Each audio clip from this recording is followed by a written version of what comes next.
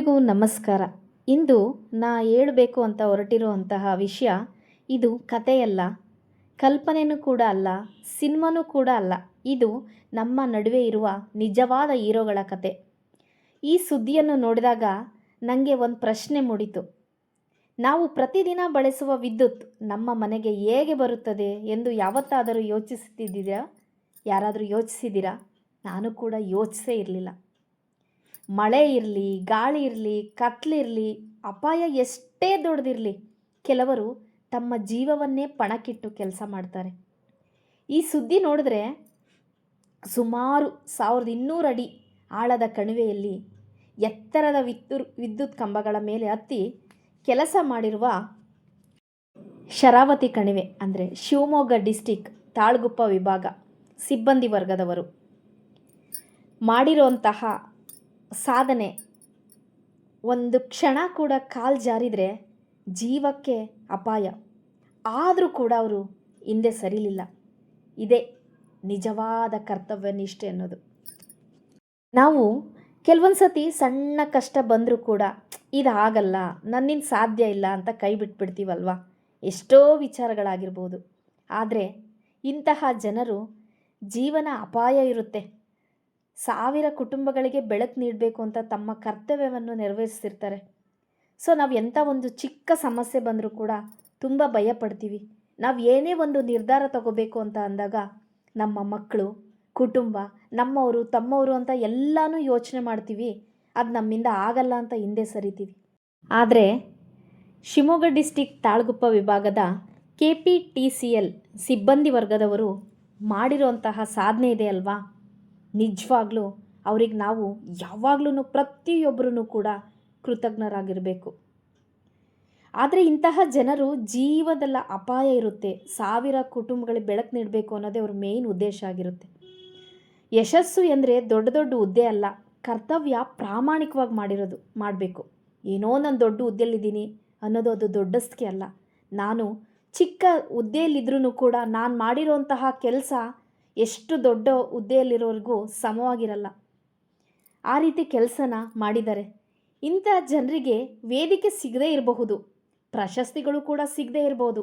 ಆದರೆ ಪ್ರತಿಯೊಬ್ಬರು ಜನರ ಆಶೀರ್ವಾದ, ಗೌರವ ಮಾತ್ರ ಖಂಡಿತ ಸಿಕ್ಕಿರುತ್ತೆ. ಆದ್ದರಿಂದ ನಾವು ಹೇಳೋದೇನೆಂದರೆ, ನಿಮ್ಮ ಕೆಲಸ ಯಾವುದೇ ಆಗಿರಲಿ ಅದನ್ನು ಪ್ರಾಮಾಣಿಕವಾಗಿ ಮಾಡಬೇಕು. ಏಕೆಂದರೆ ಪ್ರತಿಯೊಬ್ಬರಿಗೂ ಪ್ರತಿಯೊಂದು ಕೆಲಸಕ್ಕೂ ಕೂಡ ಅದರದ್ದೇ ಆದಂತಹ ಗೌರವ ಇರುತ್ತೆ. ಇಂದು ಈ ವಿಡಿಯೋ ಮೂಲಕ ನಮ್ಮ ರಾಜ್ಯದ ಎಲ್ಲ KEB ಸಿಬ್ಬಂದಿಗಳಿಗೂ ಹೃದಯಪೂರ್ವಕ ಧನ್ಯವಾದಗಳನ್ನು ಕೂಡ ನಾನು ಸಲ್ಲಿಸ್ತೀನಿ. ನಿಮ್ಮ ಸೇವೆಯಿಂದಲೇ ನಮ್ಮ ಮನೆಗೆ ಬೆಳಕು ಹೊಳೆಯುತ್ತಿದೆ.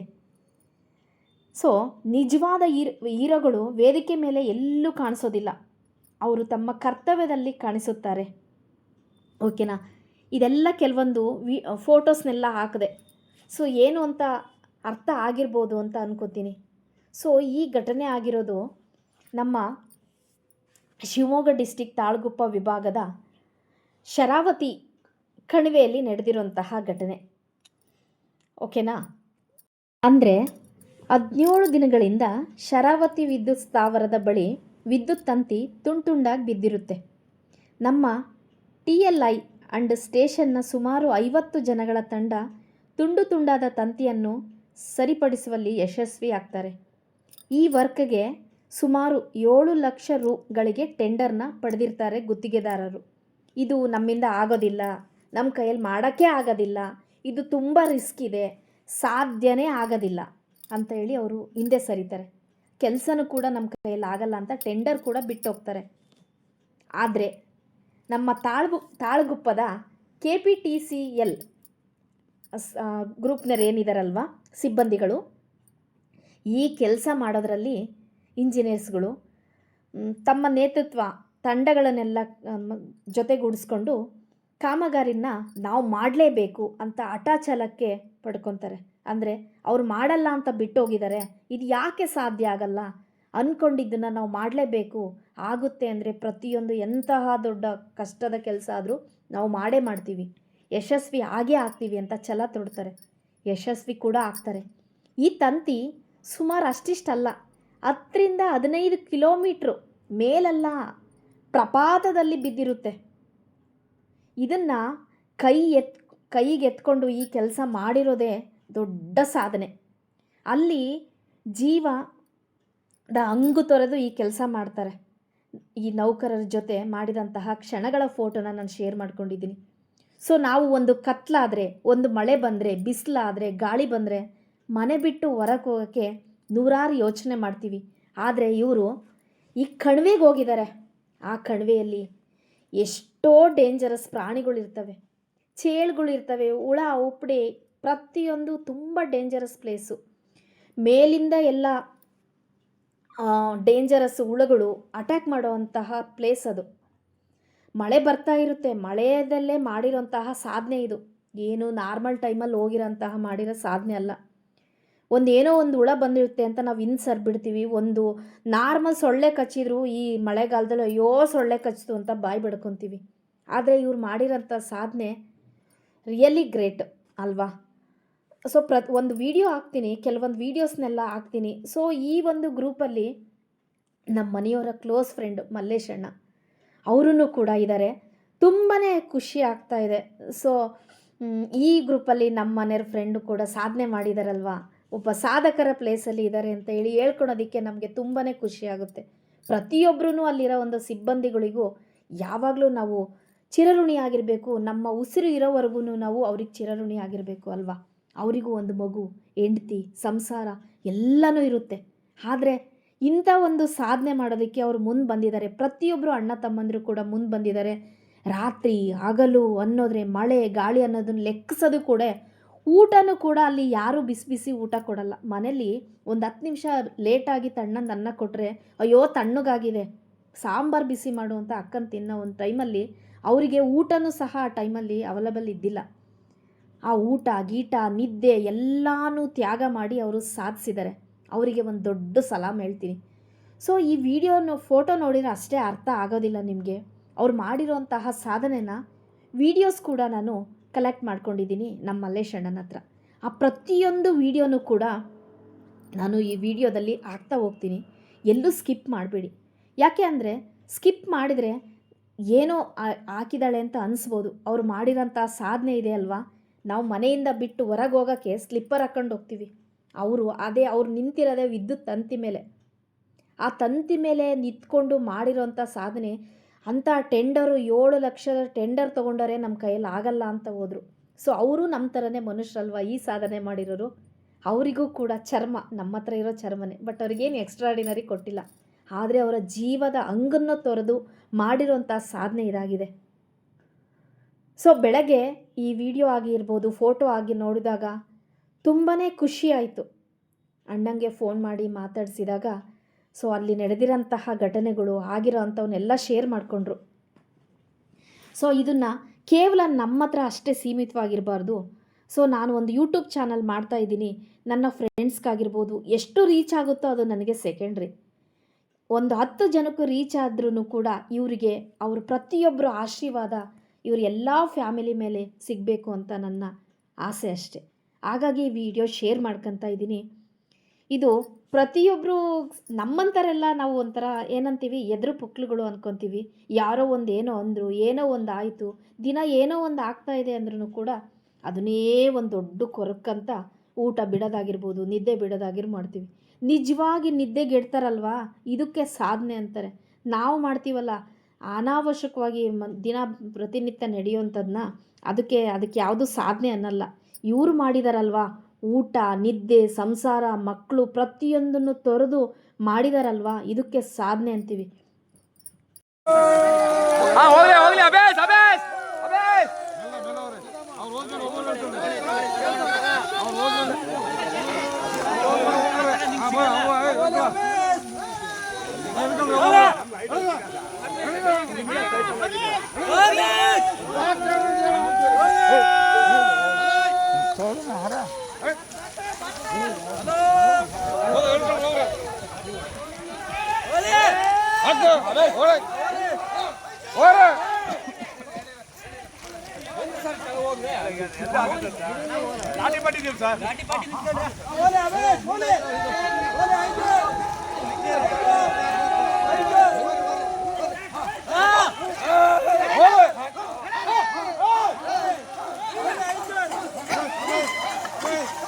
ಕರೆ ಕಳ್ಸಲ್ಲ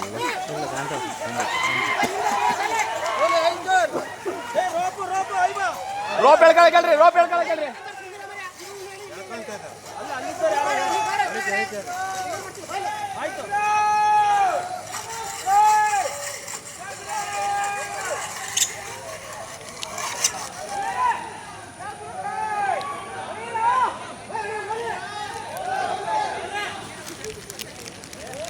ಫುಲ್ ಇದು ಸಿಗಲ್ಲ ಇಲ್ಲಿ ಬರ್ಬೇಕು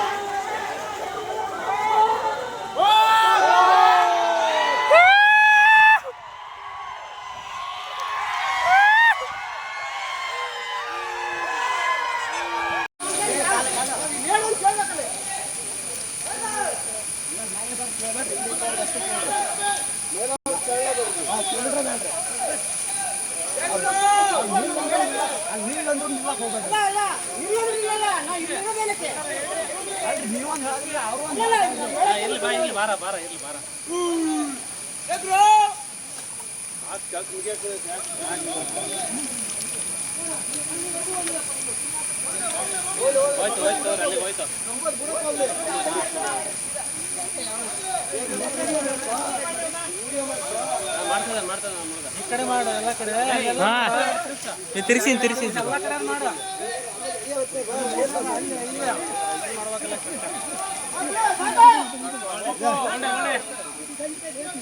ಆಮೇಲೆ ಹಚ್ಚಿಗೆ ಹೋಗ. ಹಾಂ ರೀ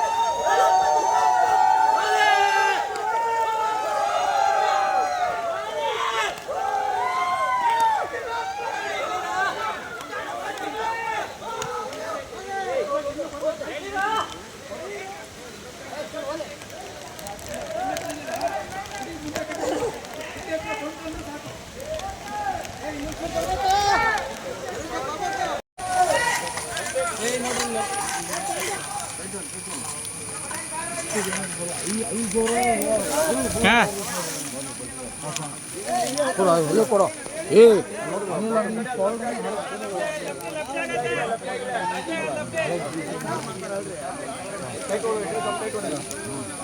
ಏನಾಗಲ್ಲ ಹೇಳಿರೋ ಸರಿ ಆಗತ್ತೆ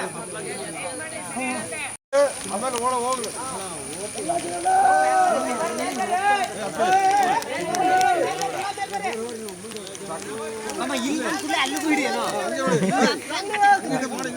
ಹಾಂ ಹಿಂಗೆ ಮಾಡೀನಿ ಹಾಂ ಫಸ್ಟ್ ಅಲ್ಲಿದ್ದಾನ ಹಿಂಗೆ ಆವೇಶ್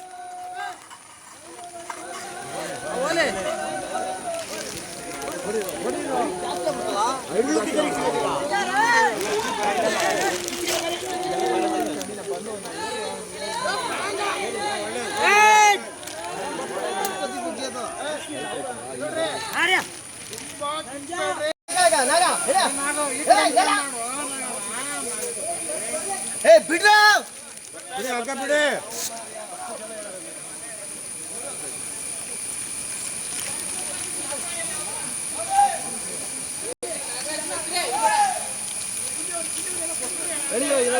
ಇನ್ನೊಂದು ಸತಿ